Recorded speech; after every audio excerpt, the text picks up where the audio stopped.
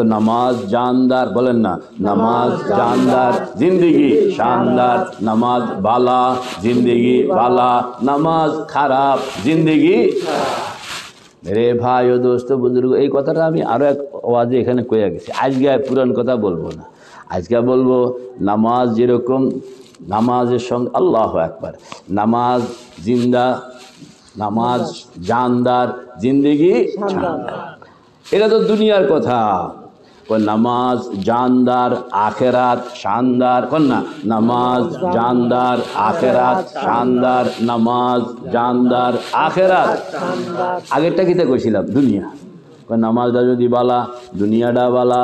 এটা কইতে আসি, নামাজটা যদি বালা, আখেরাতটা বালা। আল্লাহু আকবার। নামাজ জানদার, আখেরাত শানদার। নামাজ জানদার, আখেরাত শানদার। মৌতের পরে আমি রাজা বাদশার মতন থাকবো। কে কে তৈয়ার? আল্লাহর হাবিব বলতেছেন নামাজটা বানায় নাও, নামাজ বানাও। নামাজ বানাইলে মৌতের পরে তুমি রাজা বাদশার মতো। আমাদের বুজুর্গ হযরত মুজাদ্দিদ আল-ফিসানি রহমতুল্লাহ আলাইহি বলেন, দুনিয়ার মধ্যে নামাজ যেরকম, আখেরাতের মধ্যে দিদার ওই রকম। দুনিয়ার মধ্যে, বলেন না, দুনিয়ার মধ্যে নামাজ যেরকম, আখেরাতে দিদার এরকম। মানে নামাজের মধ্যে আপনি আল্লাহকে যত কাছে রাখবেন, দিদারের সময় আল্লাহকে তত কাছে পাইবেন। নামাজের মধ্যে আল্লাহকে আপনি যত কাছে, কেউ আছে নামাজ পড়ে আল্লাহু আকবার, শরীরটাই এখানে খাড়া, উনি আছেন বাজারে, উনি আল্লাহর সামনে নাই, উনি আল্লাহর সামনে কি নাই।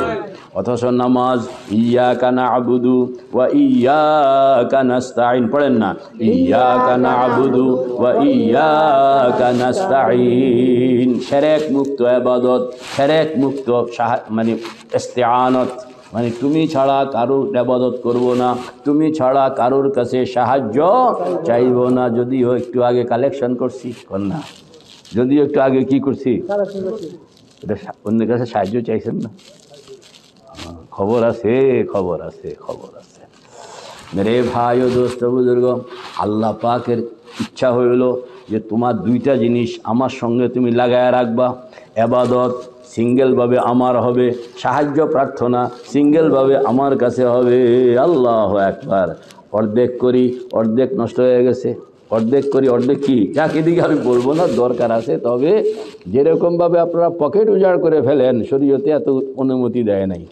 আপনি আবেগের উপরে, হযরত থানবী রহমতুল্লাহ আলাইহি বলেন, মানুষকে আবেগের মধ্যে ফালাইয়া কালেকশন করন জায়েজ নাই। কন্যা যেমন আমি জান্নাতের কথা কইলাম, জাহান্নামের কথা কইলাম, আপনি মোটামুটি ভিতরটা আবেগময় হয়ে গেল, পকেটে যা ছিল সব আপনি দিয়ে দিলেন। যাওয়ানোর সময় রিক্সা ভাড়া নাই, কন্যা যাওয়ানোর সময় কি নাই, মুশকিল হয়ে গেল। এই জন্য এইসব ব্যাপারেও আমাদেরকে খুব সাবধান থাকতে হবে।